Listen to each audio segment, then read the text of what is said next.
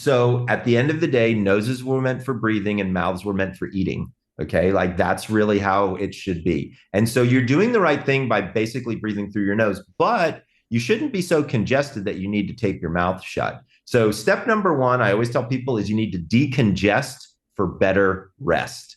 So the first thing I would be looking at is I'd look up your nose and I'd want to know, okay, are there any allergens or particulates that are in your bedroom? So maybe adding an air purifier just for the room itself. And I want to be clear, I'm not saying you don't have a clean home, but look, particulates come in from all kinds of sources. Well, like dust and mold Yeah, and all and that stuff. also Yeah. if you have pets and things of that Yeah. nature, it's if you're gonna put an air purifier in any room of the house, put it in the bedroom because by the way, you spend more time and you breathe more in there. So that's one thing that can be super duper helpful.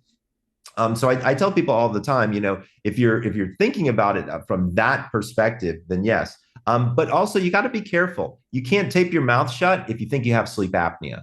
Okay, because if you think you have sleep apnea and you tape your mouth shut, you're going to have a problem on your hands. Because what's going to happen is you're going to wake up and you go, and then you're going to pull the tape off, which is going to rip some of the skin off of your lips and things of that nature. And also for guys with facial hair, that can be an issue as well. So while I'm not against mouth taping as a general guideline, what I always ask people who tell me, they say, oh, I mouth tape and it helps my sleep. I'm like, that's awesome. Work on your congestion, right? Because the 94% of people sleep with their mouth closed as soon as they fall asleep. The only reason we don't sleep with our mouth closed is because our nose is stuffed up. And so our mouth has to fall open just to get oxygen, right? Mm. So looking at this first really will make, also, by the way, your nose has got hairs in it called cilia that actually grab some of those particulates and make sure that they don't get to your lungs. Whereas your mouth, it's like unleaded gasoline going straight in the tank. Okay. Like you really don't want to be breathing through your mouth as much as you are through your nose.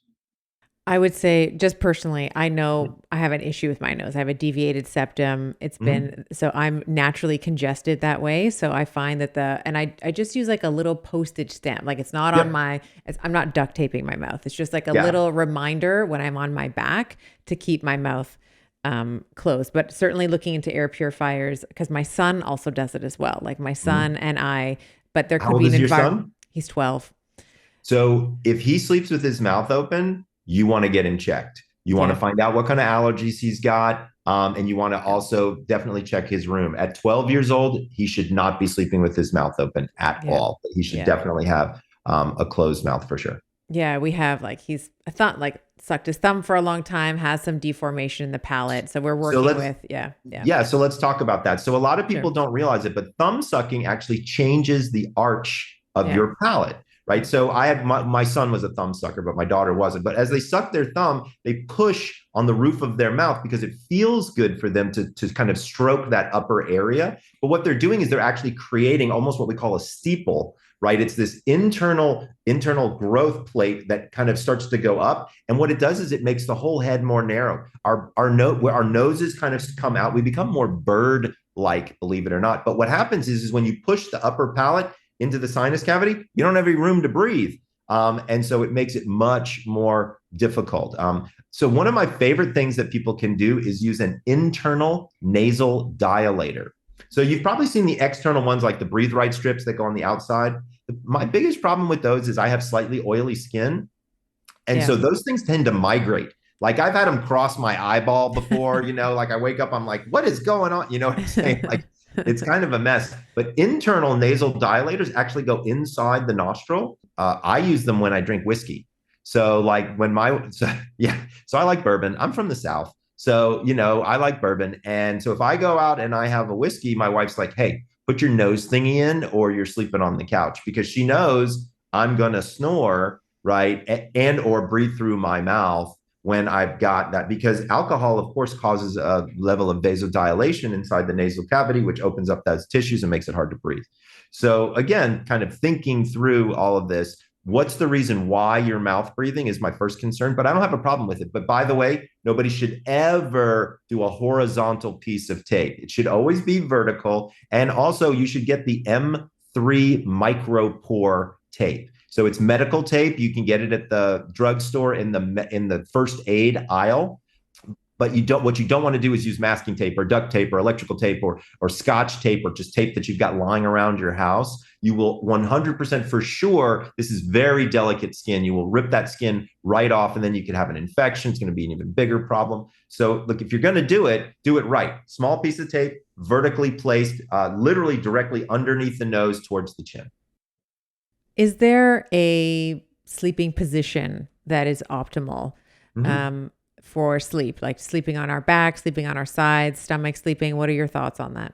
So stomach sleeping is bad, just as a general rule. And I will be fully willing to admit here on your podcast that I am a stomach sleeper. It's the worst. And it hurts my back, but I can't seem to stop. I've rotated to my side now, and I've been able to do that successfully. By the way, if you're trying to change your sleep position, I have the method that I used for myself that worked really well. So if you go to one of those sporting goods stores, like the used sporting goods, where like the Play It Again, whatever it's Play It called. Again sports, yeah. Yeah. Remember back in that, well, you're too young to remember this, but they used to have these things called ankle weights and wrist weights in like the 80s. Yeah, I remember those. I'm 45. Right? Yeah. Oh, are you? Wow, you look amazing. Thanks. So here's what I tell people to do is put ankle weights on and then get in the position that you want to stay in, right? So if you want to be a back sleeper, put on ankle weights and lie on your back. Because what happens is when you try to rotate, it's just enough of it's harder, yeah. Right. It's just enough for you to be like, oh, that's right. I'm supposed to be on my back. And you fall back asleep on your back. Right. Or if you're on your side, again, start on your side. Use those ankle weights as just a subtle reminder. You'd be surprised. But the best position to sleep in, I would say, is on your left side. And I'm very specific, and I'll tell you why. So what we know is about 73% of people sleep on their side.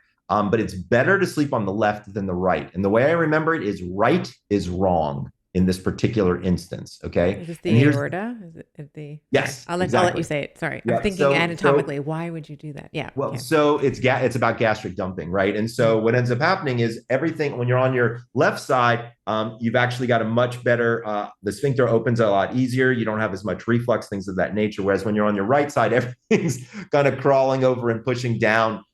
Specifically for gastroesophageal reflux. Also for pregnant women, we ask pregnant women to sleep on their left side because it's healthier for the baby. So just as a general guideline. But here's the thing. If you have any sort of weight to you and you're sleeping on your left side for more than about an hour and a half, you get that pins and needly feeling, and then you got to rotate, right? And then you rotate to your left side. So or to your right side rather. So you can move back and forth. The key factor, if you're going to be moving back and forth, is you want a bed that doesn't have a lot of movement to it, because when you're moving, you don't want to wake up your bed partner. Or when your bed partner's moving, you don't want them to wake up you. So that's called motion transfer. So if you're out there buying a bed, you want to have a bed that has low motion transfer. Now, let's say you've got a bed that you like, but every time your partner rolls around, it's very, very disruptive for you. You can go out and buy a topper, like a 2.5, 3-inch topper just for you that won't move nearly as much if you have it just on your side. So that can be a way to kind of tighten that sort of situation up for you.